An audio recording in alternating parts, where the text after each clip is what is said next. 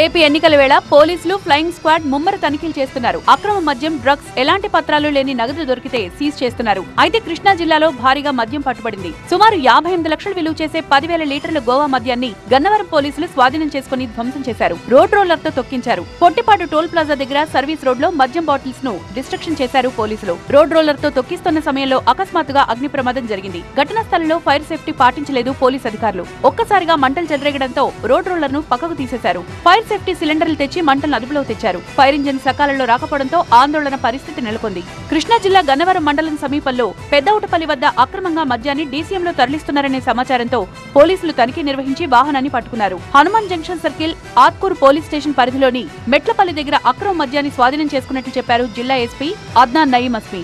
DCM driver అదుపులోకి తీసుకుని మద్యం బాటిళ్లను సీజ్ చేసి ధ్వంసం చేశారు. ఎన్నికల టైంలో అక్రమ మద్యం తరలించడంపై ఇప్పటికే పోలీసులు ఫోకస్ పెట్టారు.